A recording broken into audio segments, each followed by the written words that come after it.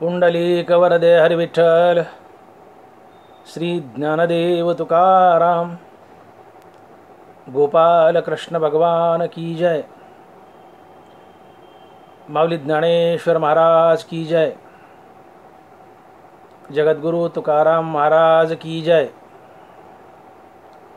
धर्म रक्षावयासाठी करणे आटी आम्हासी. वाचा बोलो वेदनीती करू संती केले ते. न बाणता स्थिती अंगी कर्मत्यागी लंडतो. वाचा बोलो वेदनीती करू संती केले ते. तुका म्हणे अधमत्यासी. तुका म्हणे अधमत्यासी भक्ती दुशी हरीची. वाचा बोलो वेदनीती करू संती केले ते.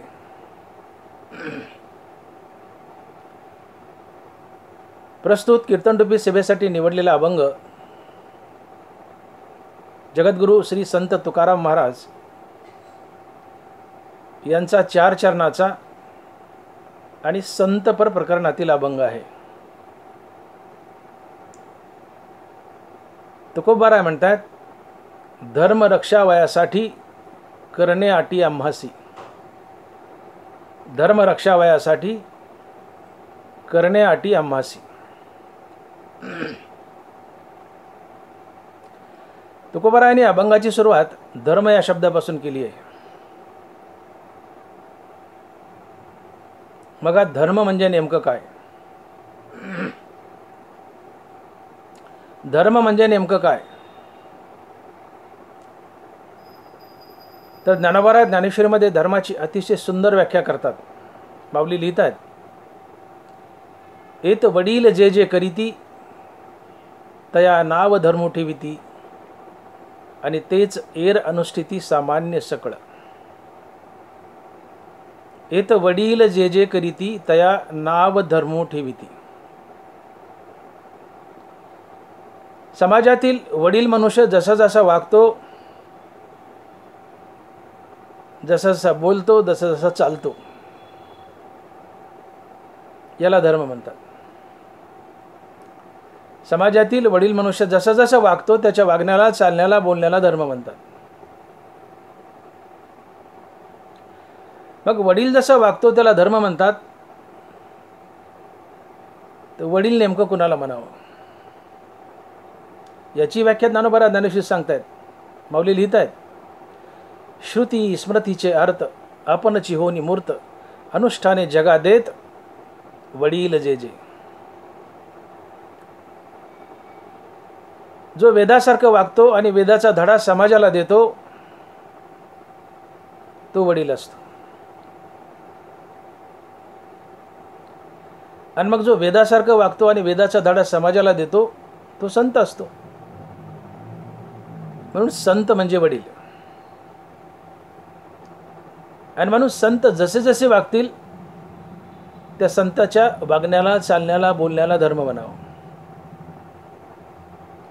मग पुढे असा प्रश्न उभा राहतो की संत कसे वागतात? याचंही उत्तर ज्ञानोबा ज्ञानेश्वरी देत आहेत. माऊली लिहित आहेत, जया भक्तीची येतुली प्राप्ती जे कैवल्या ते परोते सर म्हणती.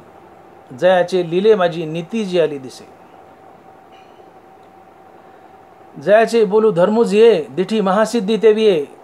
स्वर्ग सुखादी ये खिळू जयाचा. जयाचे बोले धर्मूज ये. संतांच्या सहज बोलण्यातून धर्म जगत असतो. संतांच्या तोंडातून निघालेला प्रत्येक शब्द हा धर्म असतो. जयाचे बोलू धर्मूज ये. संत बोलेल तोच धर्म. संतांच्या तोंडातून निघालेला प्रत्येक शब्द हा धर्म असतो. जयाचे बोले धर्मूज ये. संत बोलतात तोच धर्म असतो. जया भक्तीची येतुली प्राप्ती जे कैवल्या ते परोते सर म्हणती. जयाचे लिले माझी नीती जियाली दिसे. जयाचे लिले माझी नीती जियाली दिसे. आणि म्हणून संतांचं वागणं म्हणजे रीती, नीती, माणुसकी, इमानदारी, सत्य, अहिंसा, प्रेम, जिव्हाळा, परोपकार, सहानुभूती, सदाचार या सर्व सद्गुणाच्या समुदायासच धर्म असे म्हणतात. रीती म्हणजे धर्म, नीती म्हणजे धर्म, माणुसकी म्हणजे धर्म, इमानदारी म्हणजे धर्म, सत्य म्हणजे धर्म, अहिंसा म्हणजे धर्म, प्रेम म्हणजे धर्म, परोपकार म्हणजे धर्म, सहानुभूती म्हणजे धर्म, सदाचार म्हणजे धर्म. संत जसा जसा वागतो त्या संताच्या वागण्याला धर्म म्हणतात. तर संत कसा वागतो? तर संताचं वागणं म्हणजे नीती, रीती, माणुसकी, इमानदारी, सत्य, अहिंसा, प्रेम, जिव्हाळा, परोपकार, सहानुभूती, सदाचार, हे सगळे सद्गुण म्हणजे संतांचं वागणं. आणि या सर्व सद्गुणाच्या समुदायासच धर्म असे म्हणतात. तुकोबर आहे तर सत्याला धर्म म्हणतात. सत्य तोच धर्म. सत्य हाच धर्म आहे. भगवंत अर्जुनाला बोलतायत, नरवारा लिहितायत, किंबहुना नृपा पार्थ झालासे पूर्ण कृपा, जयापाशी साक्षेपा रीती आहे. भगवंताची अर्जुनावर पूर्ण कृपा झाली होती. का? तर अर्जुन रीतीने वागत होता. अर्जुन रीतीने वागत होता म्हणून भगवंताची अर्जुनावर पूर्ण कृपा झाली. किंबहुना नृपा पार्थ झालासे पूर्ण कृपा, जयापाशी साक्षेपा रीती आहे. अर्थात रीतीनं वागणं, माणसानं माणसासोबत रीतीनं वागणं हाच धर्म.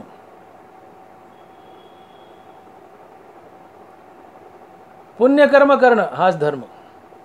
धर्म म्हणजे पुण्य, अधर्म म्हणजे पाप. म्हणून एकंदरीत जर आढावा काढला तर सर्व सद्गुणांचा समुदाय म्हणजे धर्म. आणि म्हणून नीती, रीती, माणुसकी, इमानदारी, सत्य, अहिंसा, प्रेम, जिव्हाळा, परोपकार, सहानुभूती, पुण्यकर्म, सदाचार, या सर्व सद्गुणाच्या समुदायासच धर्म असे म्हणतात. याला जर छोटं केलं तर नीती, माणुसकी, इमानदारी हाच धर्म. याला अजून छोटं केलं तर नीतिमूल्य हाच धर्म.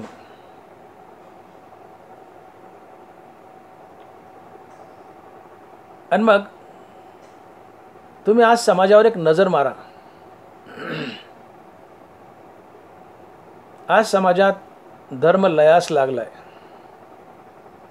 समाजात नीतिमूल्य लयास लागली आहेत. समाजात नीतिरीती, माणुसकी, इमानदारी, सत्य, अहिंसा, प्रेम, जिव्हाळा, परोपकार, सहानुभूती, सदाचार या गोष्टी राहिल्या नाही आहेत. म्हणजे धर्म लयास लागलाय. समाजात आज नीतिमूल्य राहिली नाही आहेत. समाजात आज धर्म लयास लागलाय. प्रत्येक जण एकमेकास फसवतोय. लांडीलाबाडी वाढली आहे. कामचुकारपणा वाढलाय. दहशतवाद वाढलाय. अतिरेक येत आहेत. बॉम्बस्फोट करतायत.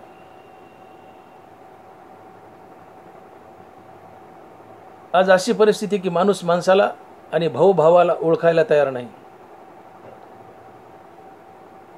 मायबापाला घरातून हकलून देण्यापर्यंत मुलाबाळांची मजल गेली. असा अधर्म, अशी अनीती समाजात का आली? धर्मलयास का लागला? आजही सूर्य वेळेवर उगवतो आणि वेळेवर मावळतो. पशुपक्षी बदलले नाही. निसर्गही अजिबात बदलला नाही. माणूसच एवढा का बदललाय? माणूसच एवढा अधर्मी का झालाय? समाजात लांडी लबाडी का वाढली आहे? समाजात अधर्म का बोकाळलाय? दूधवाला दुधात पाणी घालतो. डॉक्टर गरज नसताना सलाईन लावतो. इंजिनियर डांबर आणि सिमेंट खातो आणि उद्घाटन होण्याच्या आधीच पूल पडतो. उद्घाटन होण्याच्या आधीच पूल पडतो. इमानीद्वारे रोड केला तर 10 वर्ष त्या रोडचा टवका तुटू नये, टवका. पण गुत्तेदार आणि इंजिनियर असा रोड बनवतात, त्यात इतर काही सहभागी असतात, मी नावं घेत नाही त्यांची, त्यात इतरही काही सहभागी असतात. असा रोड बनवला जातो की एक पावसाळा खाल्ला की रोडची वाट लागते, रस्त्यात खड्डे का खड्ड्यात रस्ता हेच कळत नाही. किती शिक्षकांना वाटतं की माझा विद्यार्थी विवेकानंद व्हावा, थोडेफार वगळता जवळपास सगळे शिक्षक अपडाऊन करणारे आणि 1 तारखेची वाट पाहणारे झालेत. इथं वकील आणि न्याय विकला जातो. पुढारी आणि पोलिसाबद्दल तर बोलायची सोय नाही आहे. एकेकाळी हे खादी आणि खाकी कपडे देशाचे रक्षक होते. आज हे खादी आणि खाकी कपडे देशाचे भक्षक बनू पाहत आहेत. त्यांनी याचा असा अर्थ काढला की खादी म्हणजे खादी आणि खाकी म्हणजे खाकी. दुर्भाग्य.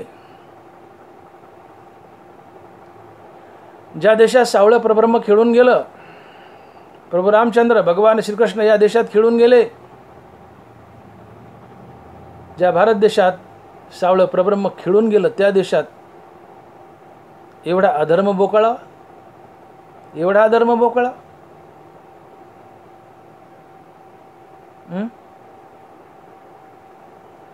धर्म लयास लागलाय.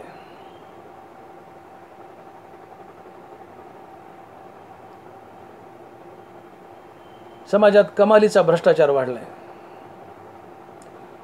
फक्त शिकलेला मनुष्यच भ्रष्टाचार करतो असं नाही.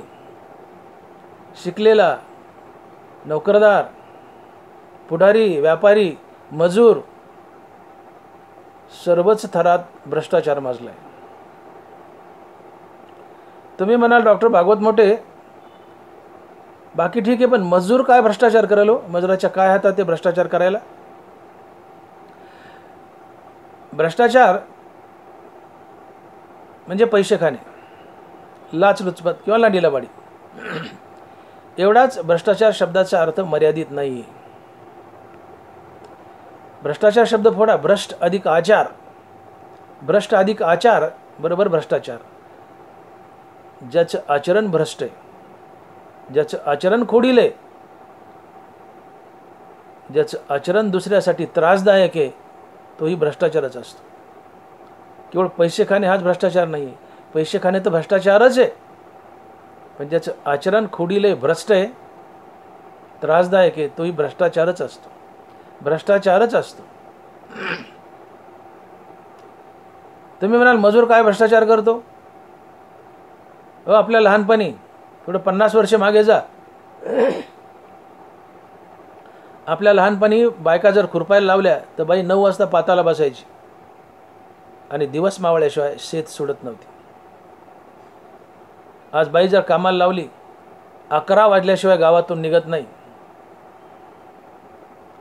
10 वाजता मालक बायकांच्या घरी जातो आणि म्हणतो, मावशानो चला ना, खुरपायचा वकूत झालाय. मावशानो चला ना, खुरपायचा वकूत झालाय. बाई म्हणते, मामा अजून बस आली नाही, बस 11 वाजता गावात येते, अजून बस आली नाही, बस आली की निघू 11 वाजता. मी म्हणतो एखाद्या दिवशी बस फेल झाली आणि 2 वाजता आली तर बाई तू का 2 वाजता खुरपायला निघते का? रणजित होतो मालक, रडकुंडीला येतो. 11 वाजल्याशिवाय बाई गावातून हालत नाही. 11 वाजता गावातून निघते, 11:30 वाजता शेतात पोहोचते. काष्टा फाष्टा घालूस तर कसे 12 वाजतात. एक पात लावते की झाली दुपार, बसली जेवायला.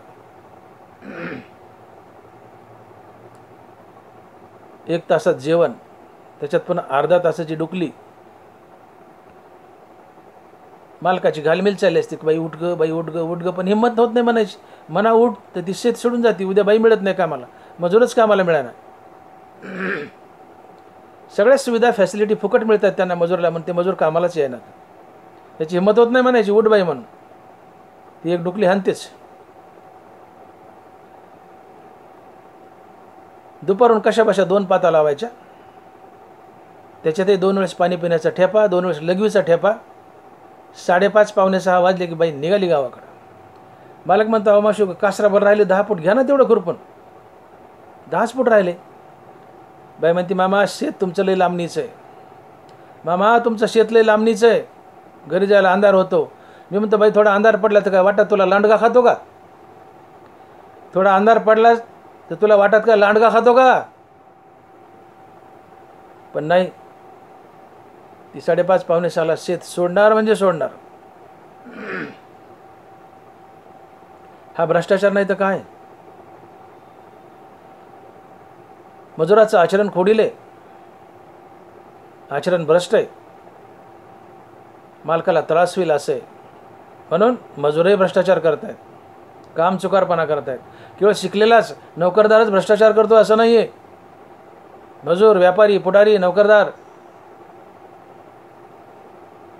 सगळ्या स्तरात भ्रष्टाचार मारलाय.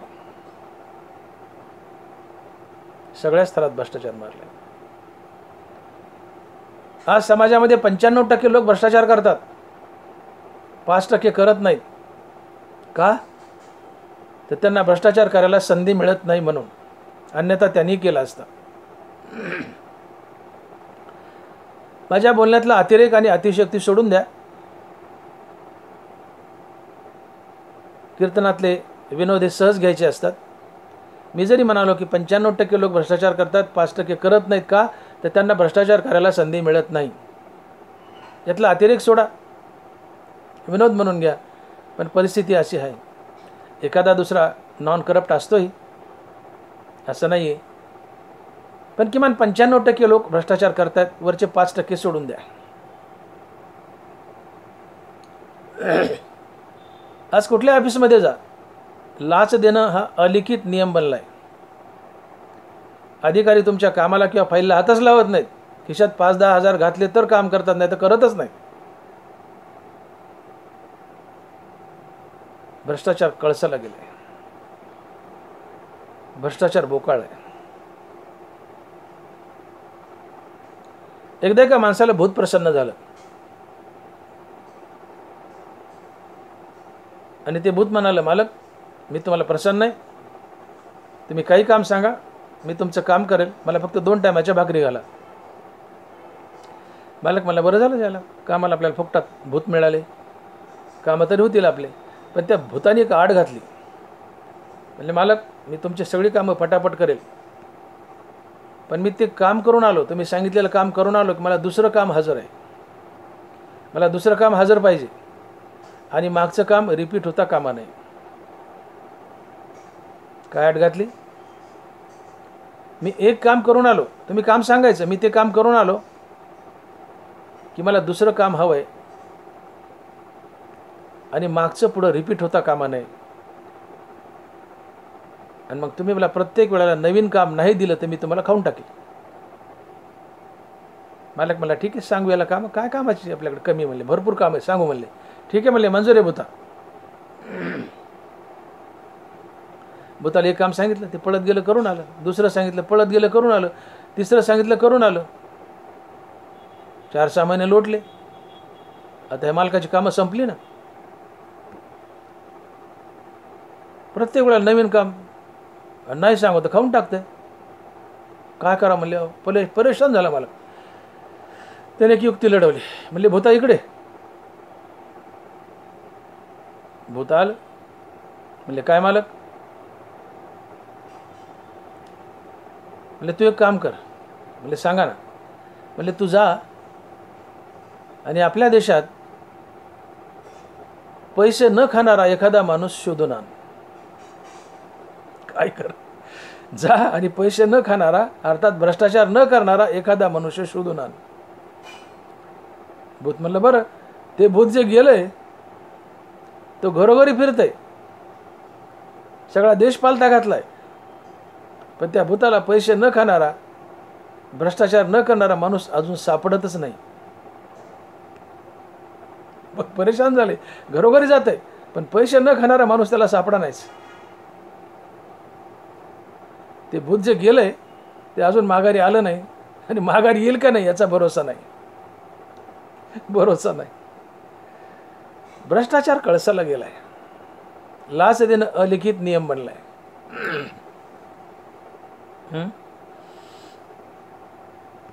श्रमाविना संपत्ती, त्यागाविना पूजा, तत्वाविना राजकारण, माणुसकीविना विज्ञान आणि चारित्र्याविना शिक्षण हे दोष आहेत.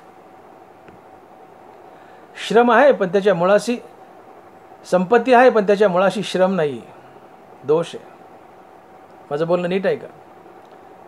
संपत्ती आहे पण त्याच्या मुळाशी श्रम नाही आहे, दोष आहे. पूजा आहे पण त्याच्या मुळाशी त्याग नाही आहे, दोष आहे.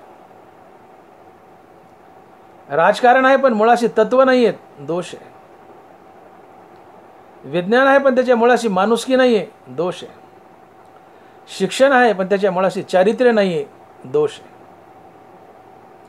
आणि म्हणून श्रमाविना संपत्ती, त्यागाविना पूजा, तत्वाविना राजकारण, माणुसकीविना विज्ञान आणि चारित्र्याविना शिक्षण हे दोष आहेत. हे दोष आहेत. आम्ही रेल्वेने प्रवास करतो.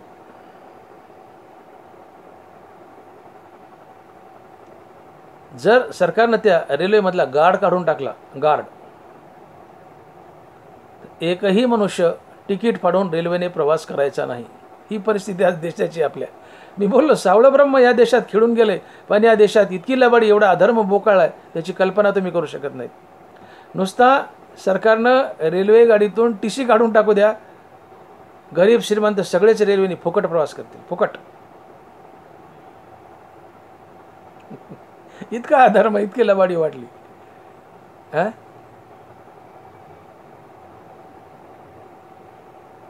लोक केवळ टीसीच्या धाकामुळे तिकीट काढतात. टीसीच्या धाकामुळे तिकीट काढायचं नसतं, तर आम्ही रेल्वेने प्रवास करतो म्हणून तिकीट काढायचं असतं. हा धर्म आहे, हा धर्म आहे. हरामाचं काही घरात आणू नका, लवाडीचं घरात आणू नका, पचत नसतं.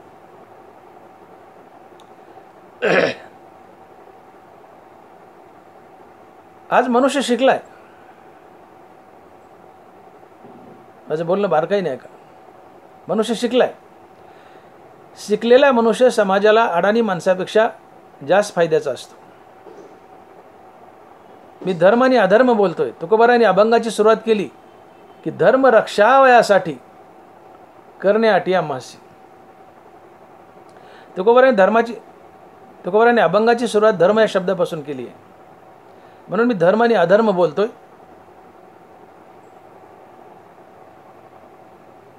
शिकलेला मनुष्य समाजाला अडाणी माणसापेक्षा जास्त फायद्याचा आहे. बरोबर आहे. आता मी डॉक्टर आहे, डॉक्टर भागवत मोठे, MBBS MS नेत्रतज्ञ. मला डोळ्याचे ऑपरेशन येतात.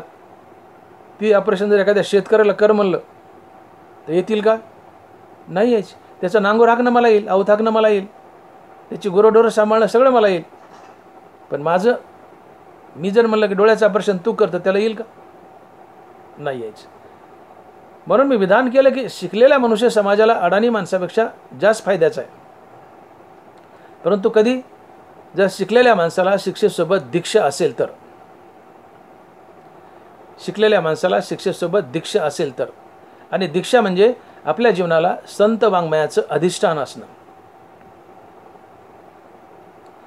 शिकलेला मनुष्य समाजाला अडाणी माणसापेक्षा जास्त फायद्याचा आहे. पण कधी जर त्या शिकलेल्या माणसाला शिक्षेसोबत दीक्षा असेल तर. अन्यथा त्या शिकलेल्या माणसाला जर शिक्षेसोबत दीक्षा नसेल तर अडाणी मनुष्य तेवढासा घातक नसतो जितका शिकलेला मनुष्य समाजाला घातक असतो. शिकलेला मनुष्य समाजाला घातक असतो. अडाणी मनुष्य करून करून काय करेल? गव्हामध्ये किलोभर माती घालेल. अडाणी मनुष्य करून करून काय करेल? दुधात पाणी घालेल. अडाणी मनुष्य करून करून काय करेल? दुधात पाणी घालेल. पण शिकलेला मनुष्य डायरेक्ट रक्तातच पाणी घालतो. गरज नसताना सलाईन लावणं हे रक्तात पाणी घातल्याचाच प्रकार आहे. रक्तात पाणी घातल्याचाच प्रकार आहे. आणि म्हणून मी बोललो की मनुष्य शिकलाय, खूप शिकलाय, उच्च शिक्षित आहे, त्याला शिक्षा आहे, पण शिक्षेसोबत दीक्षा नाही आहे, तो समाजाला घातक ठरतो. आणि म्हणून माणसाला शिक्षा आहे पण शिक्षेसोबत दीक्षा नसेल तर अडाणी मनुष्य समाजाला तेवढा घातक नसतो जितका शिकलेला मनुष्य समाजाला घातक असतो. आणि म्हणून आज या देशाचं चिपाट जर कोणी केलं असेल, देशाचा चोथा कोणी केला असेल, तर ते गिण्याचुने आमच्यासारख्या काही उच्च शिक्षित माणसानं, शेतकऱ्यांना नाही, अडाणी माणसांना नाही. देशाचं चिपाट केलंय, चोथा केलाय ते कोणी? आमच्यासारख्या उच्च शिक्षित काही माणसांना. आम्ही उच्च शिक्षित आहोत, आम्हाला उच्च शिक्षा आहे, पण या शिक्षेसोबत आम्हाला दीक्षा नाही आहे. आणि तुम्ही उच्च शिक्षित आहात पण तुमच्या जीवनाला दीक्षा नाही आहे, अर्थात संत वाङ्मयाचं अधिष्ठान नाही आहे, तुम्ही पापच करणार, भ्रष्टाचारच करणार, लांडीलबाडीच करणार, देशाला लुटणार, समाजाचा छळच करणार. का? शिक्षा आहे पण शिक्षेसोबत दीक्षा नाही आहे. शिक्षेसोबत दीक्षा असावी. आणि म्हणून बालवयात मुलांना अगोदर गीता ज्ञानेश्वरी गाथा शिकवावी, रामकृष्ण हरी भजन शिकवावं आणि मग शालेय शिक्षण शिकवावं. पण दुर्दैव, ज्या भारत देशात गीतेचा जन्म झाला, गीता ही विश्वाची सर्वात मोठी श्रीमंती आहे, ती श्रीमंती या भारत देशात आहे. गीतारूपी श्रीमंती या भारत देशात आहे. पण या देशात चुकूनही मुलांना गीता ज्ञानेश्वरी गाथा शिकवल्या जात नाही. शिकवले जातं ते पोट भरण्याचं भुसकट छाप शिक्षण, भुसकट छाप, जे शिकून मुलं मोठे मोठे साहेब होतात, भ्रष्टाचार करतात, लांडीलाबडी करतात. पण ज्या शिक्षणामुळे जीवनातून लांडीलाबडी निघून जाईल असं गीतेचं शिक्षण आम्ही मुलांना देतच नाहीत. दुर्भाग्य आहे देशाचं, किंबहुना जगाचं दुर्भाग्य आहे. म्हणून तुम्ही आपल्या जीवनात यशाचे कितीही पेढे मिळवा, नोकरीचे, यशाचे, पदाचे कितीही पेढे मिळवा, पण या पेढ्यात चारित्र्याची साखर घालायला विसरू नका. चारित्र्याची साखर घालायला विसरू नका. शिक्षण आहे पण शिक्षणाच्या मुळाशी जर चारित्र्य नसेल तर हा दोष आहे. चारित्र्याविना शिक्षण हा दोष आहे. जीवनात चारित्र्य येतं ते हरिनामानं, जीवनात चारित्र्य येतं ते हरिनामानं, संत वाङ्मयानं. शिक्षण आहे पण मुखात हरिनाम नाही आहे. तुम्ही करप्शनच करणार, लांडीलाबाडीच करणार, भ्रष्टाचारच करणार, समाजाला त्रासच देणार. मुखात हरिनाम आहे, उच्च शिक्षित आहात, जीवनात चारित्र्य असेल, धर्मानं वागाल, समाजाच्या हिताच्या गोष्टी कराल. पण मुखात नाम नाही आहे, उच्च शिक्षण आहे, अधर्मीच राहाल, भ्रष्टाचारच कराल, समाजाचा छळच कराल. आणि म्हणून चारित्र्याविना शिक्षण हा दोष आहे. आणि म्हणून मी बोललो की आपल्या जीवनात यशाचे, नोकऱ्याचे, पदाचे किती पेढे मिळवा, पण या पेढ्यात चारित्र्याची साखर घालायला विसरू नका. आज शिकलेला मनुष्य या भारत मातेचे किंवा धर्माचे शिरहरण करणारा एक दुःशासन बनू पाहत आहे. दुःशासन.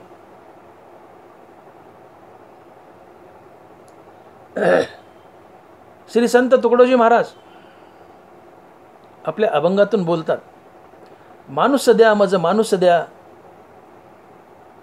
काहीही घ्या काही घ्या, पण माणूस द्या मज माणूस द्या. तुकडोजी महाराज आपल्या एका अभंगातून मागणी करतायत की मला एक माणूस द्या. 140 कोटीचा भारत देश, तुकडोजी महाराज एक माणूस मागतायत. मग उरलेली काय जनावर आहेत का? ती उरलेली माणसंच आहेत, पण नीतिमूल्य हरपलेली माणसं आहेत. नीतिमूल्य हरपलेली माणसं आहेत, धर्मापासून दूर गेलेली माणसं आहेत.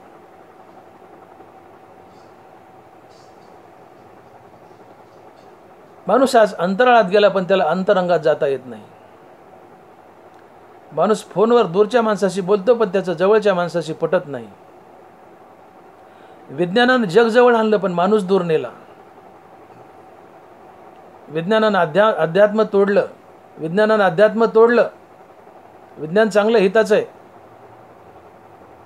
पण विज्ञानाच्या मुळाशी माणुसकी असावी तर ते विज्ञान समाजाच्या हिताचं ठरतं. आणि विज्ञानाच्या मुळाशी माणुसकी नसेल तर ते विज्ञान विध्वंसक ठरतं. विज्ञान आहे पण विज्ञान वापरणाऱ्या माणसाच्या जीवनात जर माणुसकी नसेल, विज्ञान वापरणाऱ्या माणसाच्या मुखात हरिनाम नसेल, तर तो विज्ञानाचा वापर चुकीचाच करणार, माणसं मारण्यासाठीच बॉम्ब टाकणार.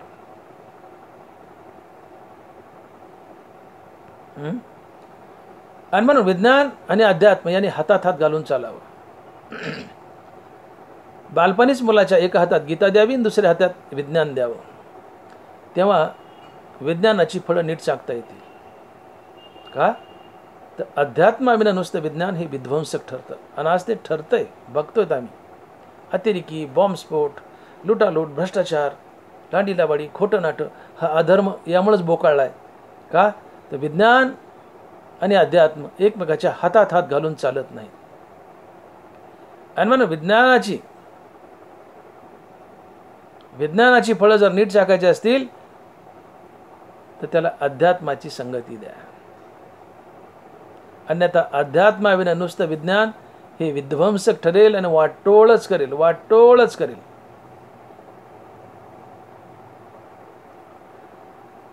आज या देशाची सर्वात मोठी बिमारी जर काय असेल तर ती कॅन्सर नाहीये, एड्स नाहीये. या देशाची सर्वात मोठी बिमारी कॅन्सर नाहीये, एड्स नाहीये. मग या देशाची सर्वात मोठी बिमारी आहे भ्रष्टाचार. या देशाची सर्वात मोठी बिमारी आहे भ्रष्टाचार. कॅन्सरची गाठ कापून फेकता येते, भ्रष्टाचाराची गाठ कापून फेकता येत नाही. भ्रष्टाचार देशाला त्या घुसीसारखं पोखरून खिळखिळा करतो. ज्या देशात भ्रष्टाचार कळसाला गेलाय अशा देशाची झाली तर अधोगतीच होते, प्रगती नाही. आणि म्हणून आज तुम्ही समाजावर एक नजर मारा समाजावर. धर्म अर्थात नीतिमूल्य पूर्णपणे लयास गेलेत. कमालीचा भ्रष्टाचार वाढलाय, लांडीलबाडी वाढली, फसाफसी वाढली, कामचुकारपणा वाढलाय. तात्पर्य समाजामध्ये अधर्म बोकाळलाय.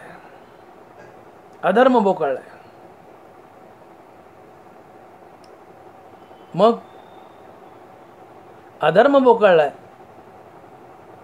तर प्रत्येक मनुष्य दुःखी आहे. प्रत्येक जण वाईट वागतोय, चुकीचं वागतोय, फसवतोय, लांडीलबाडी करतोय, करप्शन करतोय, भ्रष्टाचार करतोय. प्रत्येक जणच करप्शन करतोय तर याचा त्रास प्रत्येकाला होईलच ना. कुणी माझ्याकडून पैसे घेतले, मी कुणाकडून घेतले, त्यांनी कुणाकडून घेतले, त्यांनी कुणाकडून घेतले, हे सर्कल चालू झालं तर जगातला, देशातला प्रत्येक मनुष्य या चेनमध्ये अडकला जातोय. लांडीलबाडी, भ्रष्टाचार, अधर्माचे चटके प्रत्येकाला बसत आहेत. समाज दुःखी, परेशान आहे. आज समाजात अधर्म बोकाळलाय. मग अधर्म घालून धर्माचं रक्षण करायचं, अधर्म घालून धर्माचं रक्षण करायचे.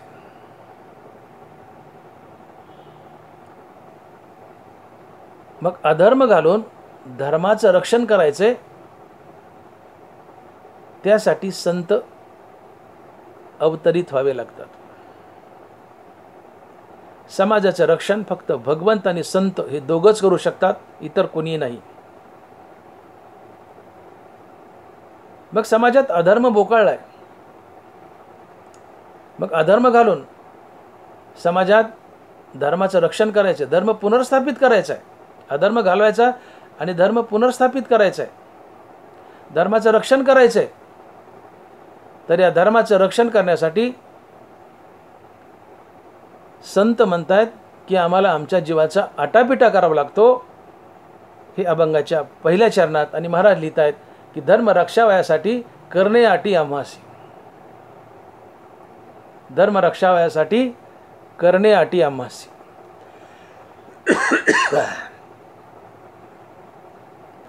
अनेक वचने शब्द वापरले तुकोबारायांनी.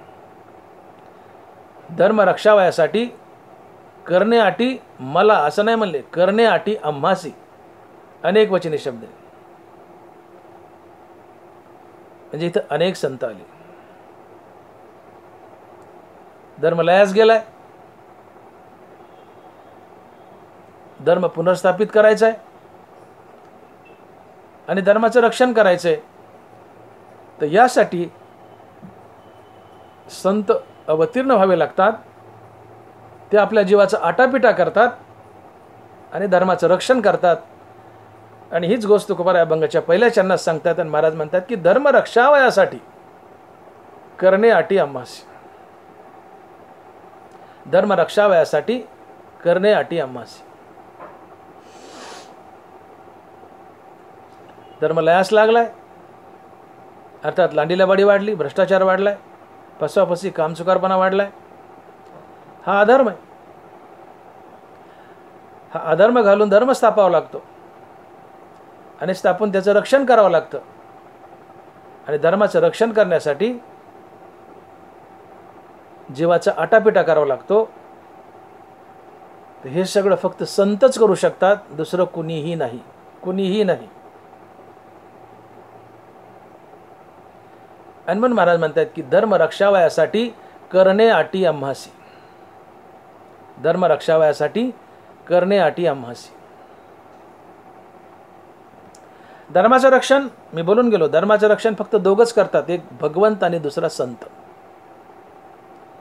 तुकोबराज याची साक्ष देत आहेत. धर्म रक्षावया अवतार घिसी. काय म्हणतात? धर्म रक्षावयासाठी अवतार घेसी, पाळीसी आपल्या भक्तजना. धर्म रक्षासाठी अवतार घेसी हे भगवंतासाठी म्हटले. आणि धर्म रक्षावयासाठी करणे आटी आम्हासी हे संतासाठी म्हटले. आणि म्हणून धर्माचं रक्षण भगवंतही करतात आणि धर्माचं रक्षण संतही करतात. पण भगवंताची धर्माचं रक्षण करण्याची पद्धती वेगळी आहे आणि संतांची धर्माचं रक्षण करण्याची पद्धती वेगळी आहे. धर्माचं रक्षण करण्यासाठी भगवंत अवतार घेतो आणि दुष्टाला मारूनच टाकतो, सज्जन मागे ठेवतो आणि सज्जनाच्या हाताने धर्माची स्थापना करतो. सज्जना करवी गुढी सुखाची उभवी. ज्ञानोबा आहे. भगवंत अवतार घेतल्यानंतर धर्माची स्थापना किंवा धर्माचं रक्षण करण्यासाठी सगळे पापी, सगळे दुष्ट मारून टाकतो. काही सज्जन मागे ठेवतो किंवा जे सज्जन आहेत तेच मागे ठेवतो आणि या सज्जनाच्या हाताने धर्माची स्थापना करतो. यदा यदा हि धर्मश्च ग्लानिर्भवति भारत अभ्युत्थानाय अधर्मश्च तदा आत्मानं सृजाम्यहम्. परित्राणाय साधूना विनाशाय च दुष्कृतम धर्म संस्थापनार्थाय संभवामी युगे युगे. हे धर्मजात आगवे युगायुगी म्या रक्षावे ओगो हा स्वभावे आद्य असे. ज्ञानोबा आहे. भगवान बोलतायत की प्रत्येक युगात जेव्हा जेव्हा धर्माला ग्लानी येईल तेव्हा मी धर्माच्या रक्षणासाठी अवतार घेतो. धर्म रक्षावया अवतार घेसी आपल्या पाळीसी भक्तजना. जेव्हा जेव्हा धर्माला ग्लानी येईल, समाजात अधर्म बोकाळेल, धर्म लयास लागेल, तेव्हा त्या प्रत्येक युगात मी अवतार धरतो आणि धर्माची स्थापना करतो किंवा धर्माचं रक्षण करतो. परंतु कसं?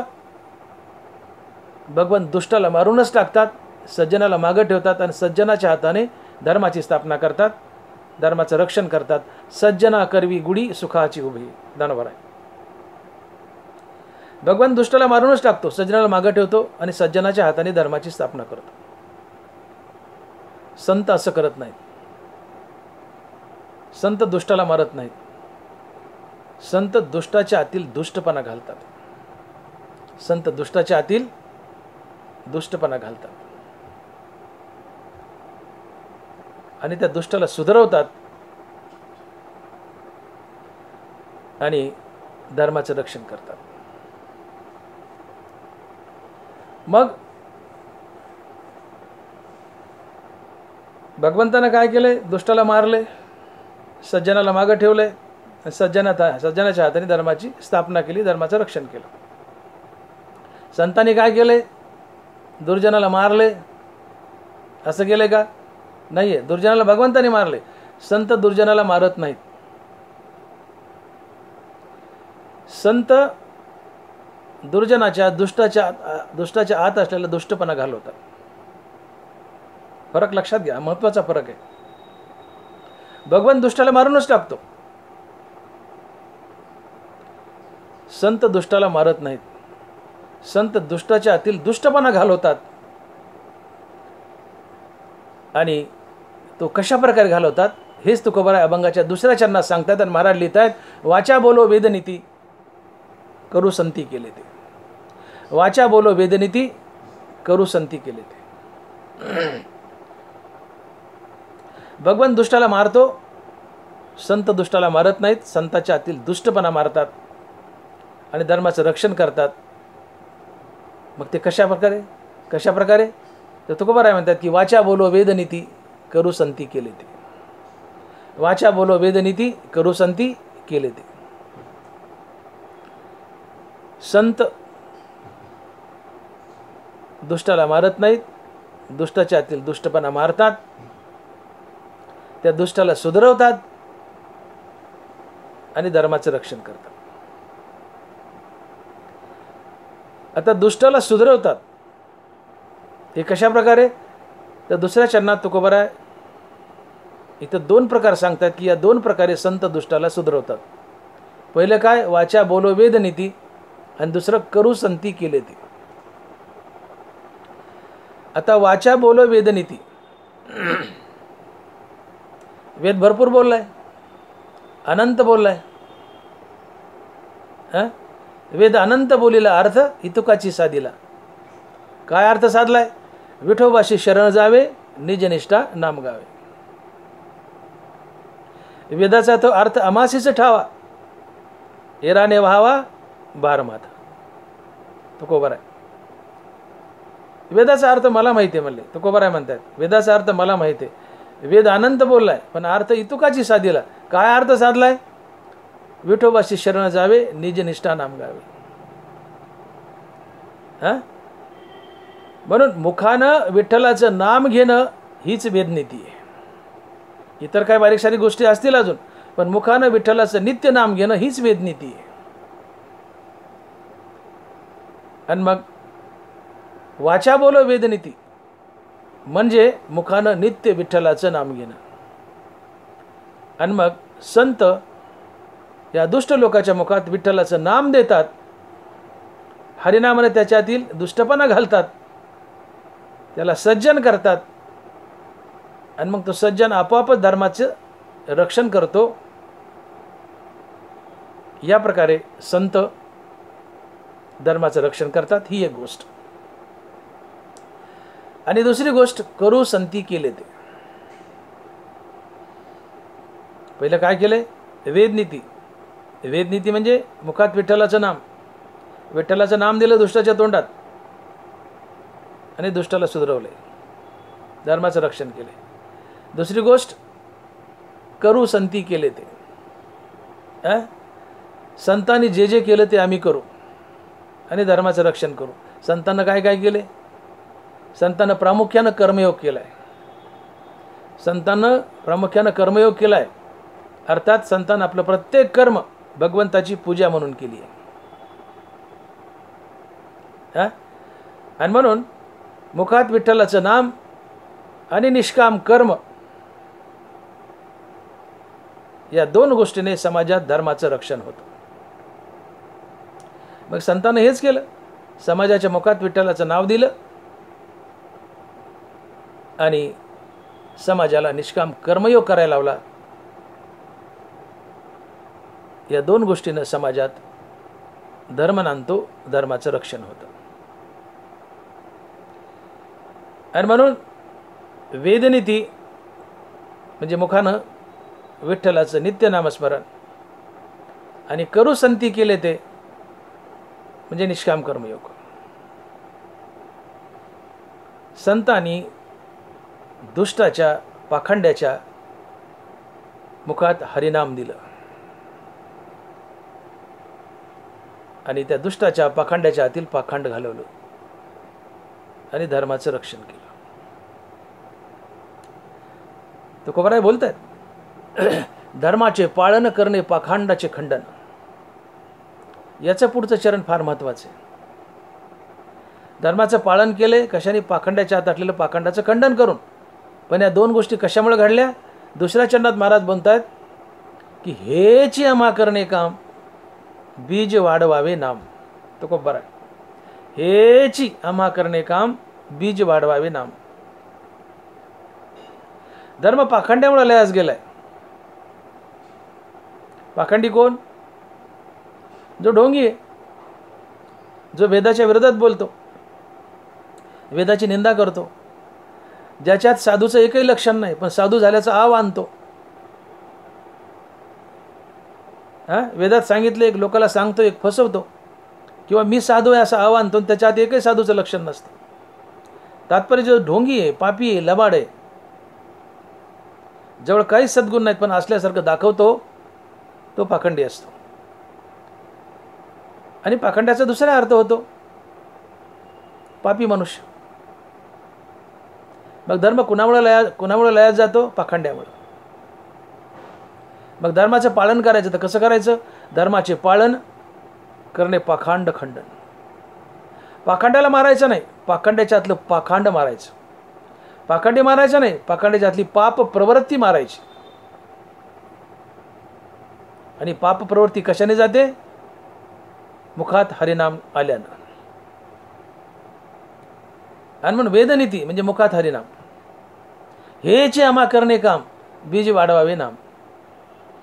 हरिनाम एक बीज आहे. हरिनाम रूपी बीज लावलं तर त्यापासून धर्मरूपी वृक्ष तयार होतो आणि या वृक्षाला नीती, माणुसकी, इमानदारीची फळं